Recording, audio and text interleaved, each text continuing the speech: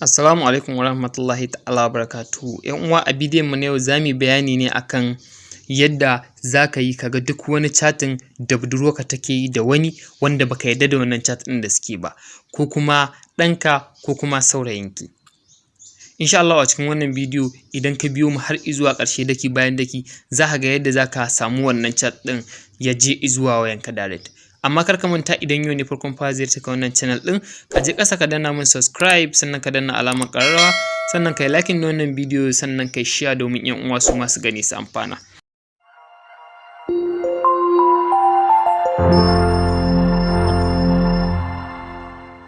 Direct za ka karɓi wayanta kenan, dama tun da dai wannan ɗinka ce za ka iya karɓi wayarta ka ce ta ara ma waya ko ma waye dai ɗan ara ma wayar zuwa irin minti ɗaya haka zuwa 2 za ka ɗan yi wani abu. Direct daga zarar ka karɓi wayar za ka tafi zuwa cikin WhatsApp. Misali a ce wannan ne WhatsApp ɗinta ko WhatsApp ɗinsa dai ko ma waye, za ka shiga zuwa cikin WhatsApp ɗin. Direct bayan WhatsApp ɗinka ya buɗe. WhatsApp ɗin yana buɗewa za ka zo ka nemi wannan layukan guda 3 na sama, za ka danna a kansu. Bayan ka danna a kansu za ka zo ka nemi inda aka rubuta setting, sai ka danna akan setting. Bayan ka danna akan setting za ka zo ka nemi inda aka rubuta chat, ga chat sai ka danna akan chat. Bayan ka danna akan chat za ka je ka nemi inda aka rubuta chat history. Ga inda aka rubuta chat history a nan za ka danna akan shi.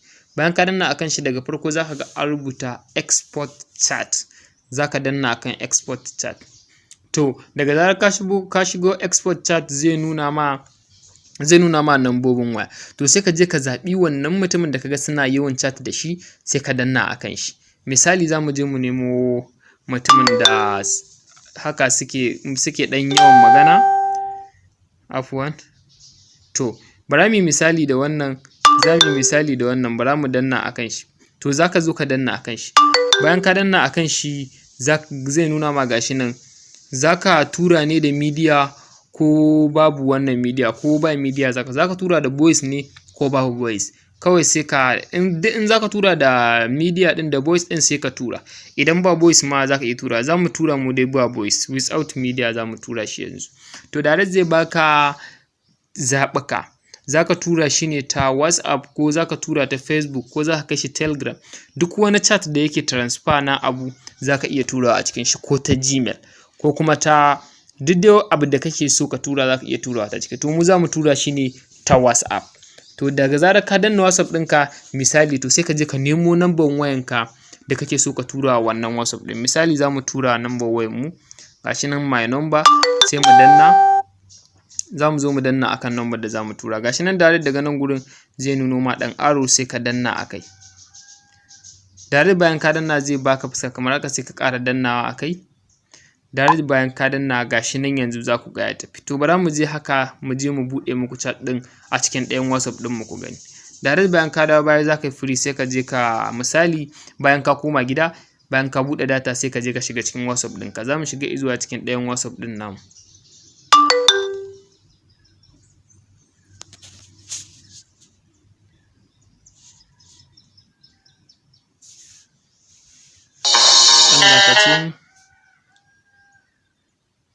Yar tallace ta fito sabida abin namu na wannan ne, app cloner ne, duka WhatsApp kala ɗaya ne akai.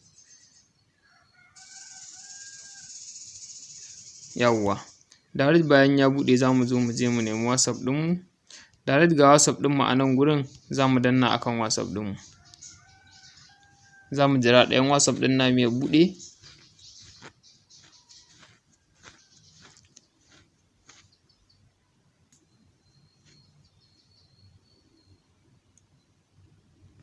To direct yanzu za ku ga number nan an turo mana da WhatsApp chat. Gashi nan sai mu danna akan WhatsApp chat ɗin.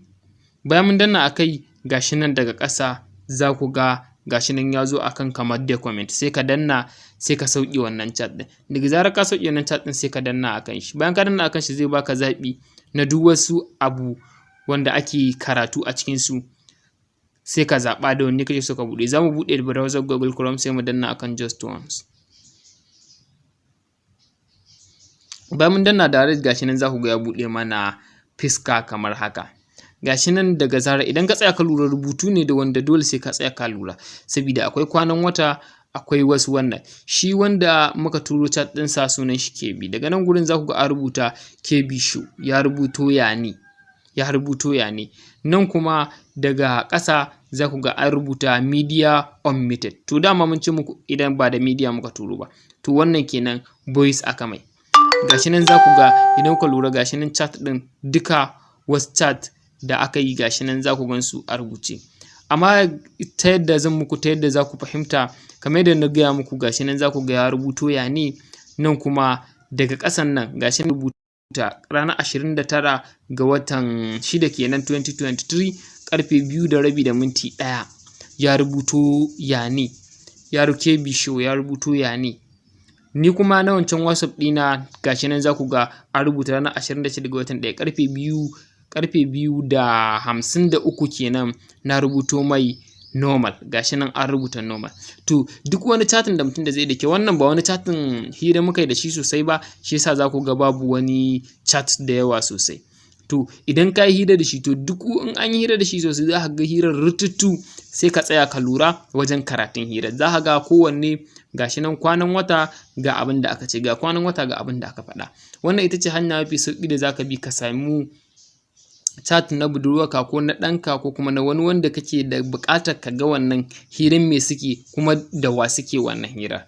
To na gode, kar ku manta da danna mun subscribe a wannan channel ta mai albarka, sannan kai share wannan bidiyon zuwa ga 'yan uwa domin su masu